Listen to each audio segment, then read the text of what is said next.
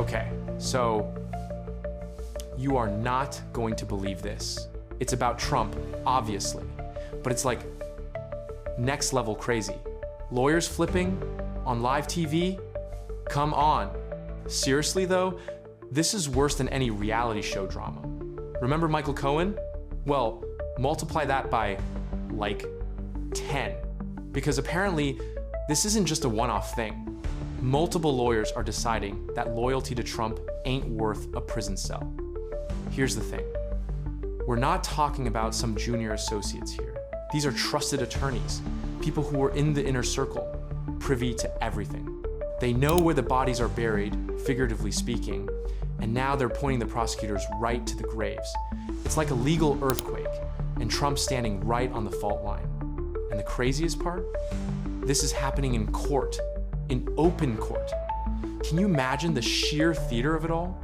One of your own lawyers, someone you've confided in for years, stands up and basically says, yeah, I'm cooperating. I'm telling them everything. The silence in that room must have been deafening. It's a betrayal of epic proportions, and it throws everything into chaos. Now, attorney-client privilege, right? It's supposed to be sacred.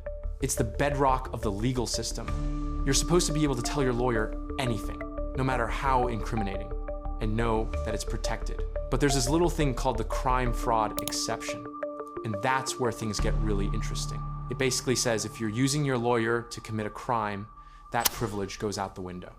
It's not about getting legal advice. It's about actively plotting and executing illegal activities with your lawyer.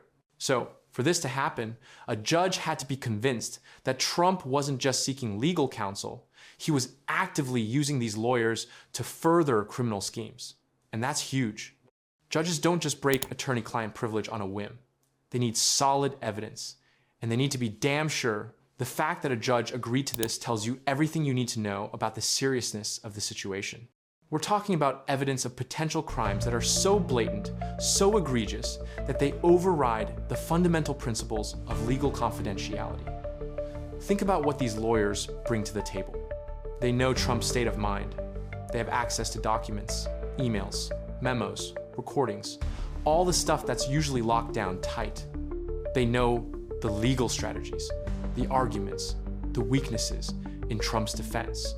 It's like handing the prosecution a cheat sheet with all the answers. Here's what he was thinking. Here's what we were trying to hide. Here's where the real dirt is. And it's not just about the information. It's about the credibility. When Trump's own lawyer gets on the stand and says, Trump knew this, or Trump ordered that, juries are gonna listen. This isn't some disgruntled employee or political opponent with an axe to grind. This is someone who was in the room, someone who was part of the decision-making process. That kind of testimony is devastating. It's not just about one case, either. If the crime-fraud exception applies in one instance, it could open the door to a whole host of other investigations. Suddenly, privileged communications across multiple cases become fair game. Prosecutors can start connecting the dots and building a comprehensive case that ties everything together. That's Trump's worst nightmare, all his legal woes converging into one massive, unstoppable avalanche. You know what I mean? And the domino effect? It's already started. One lawyer flips, and suddenly everyone else starts sweating. They're looking at their own legal exposure, realizing they could face prison time for their involvement. Prosecutors are probably whispering in their ears, cooperate, and we'll be lenient. Stay loyal to Trump, and you're going down with the ship. It's a no-brainer for most people.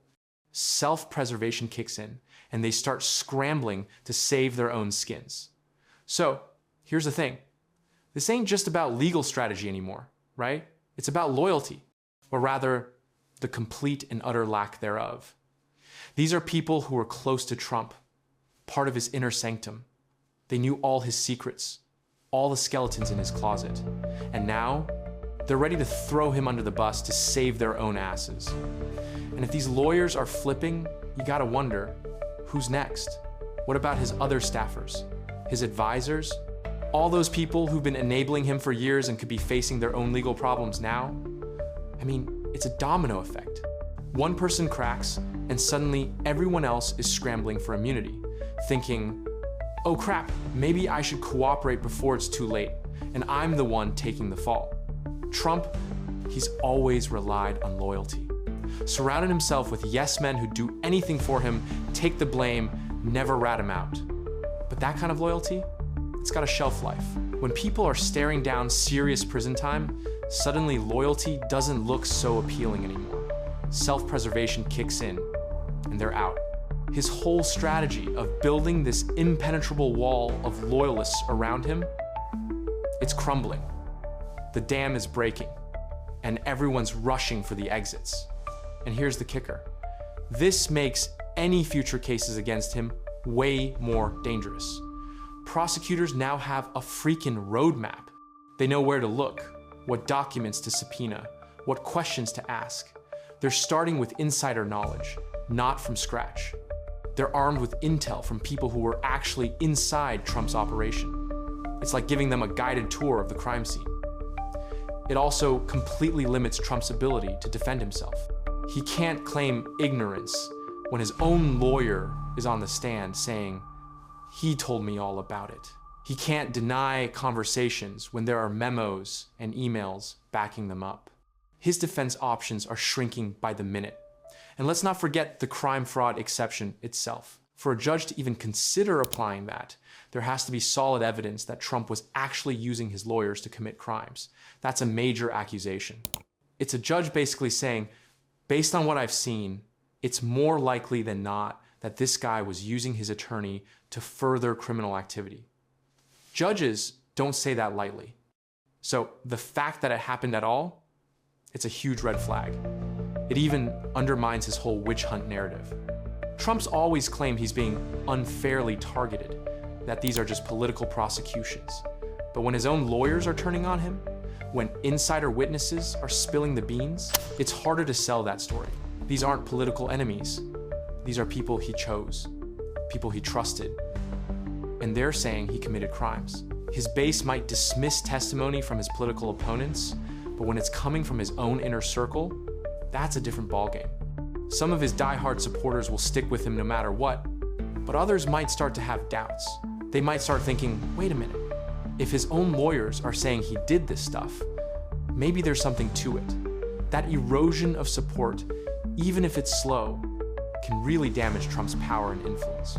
So, to recap, lawyers flipping, cooperating with prosecutors, providing insider testimony, the crime fraud exception being applied, multiple cases becoming more dangerous, his inner circle imploding, and his witch hunt defense falling apart. It's a legal disaster, plain and simple. Trump's defense strategy is crumbling. The evidence is piling up, and it's getting harder and harder to ignore. He has to be absolutely terrified right now. He knows what he told his lawyers. He knows what conversations happened. He knows what documents are out there. And now, all of that is potentially about to be revealed. All those supposedly protected communications, they're not safe anymore. His own lawyers are about to expose them, and there's not a damn thing he can do about it. He can't stop them from cooperating. He can't prevent them from testifying. He can't make the evidence disappear. It's all coming out, and it's all going to be used against him in court. His legal empire is collapsing. His defenses are failing. His allies are defecting. The evidence against him is mounting. And that moment in the courtroom, watching his lawyer announce they were flipping, it was just one dramatic scene in a much bigger, much more terrifying movie. It's like he's been playing with house money for years, right? Thinking he's untouchable. But this is different. This isn't some shady real estate deal or some questionable tax return. This is potentially a conspiracy. This is actively using lawyers to break the law. And that's a whole other level of trouble. You know, he always gets away with it. He's Teflon Don, nothing sticks. But attorney-client privilege, that's supposed to be the last line of defense. And if that's gone, what's left? Seriously. And the arrogance of it all, right? To actually think you can use your lawyers to commit crimes and that it'll stay secret, that's just mind-blowing. Like, did he really think he was that clever? Or did he just not care? I honestly think it's the latter. He just doesn't think the rules apply to him. Look, even if he somehow manages to wiggle out of this specific situation, the damage is done. The narrative has shifted. People are starting to see him not as some successful businessman who's being unfairly targeted, but as a potential criminal who's willing to do anything to get his way. And that's a hard image to shake. And think about the message this sends to other potential co-conspirators, right? If his own lawyers are turning on him, who else is gonna stick their neck out for him? It's like a giant neon sign flashing, "Abandoned ship." I gotta tell you, I almost feel bad for the guy. Almost. But then I remember all the crap he's pulled over the years, all the people he's screwed over.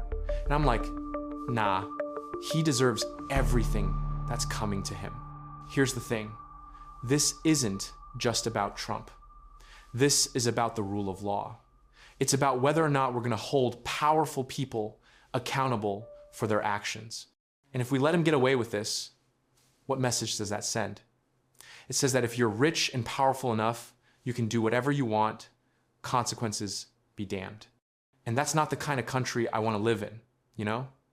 And the irony, he's always been so obsessed with loyalty, right? Demanding it from everyone around him.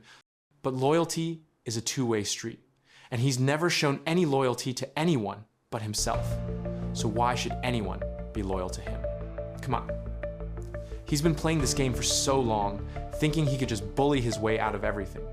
But this time, he's up against something bigger than himself. He's up against the justice system. And even though it's flawed, it's still the best thing we've got. And I think maybe, just maybe, this is the beginning of the end for him. Not just politically, but legally.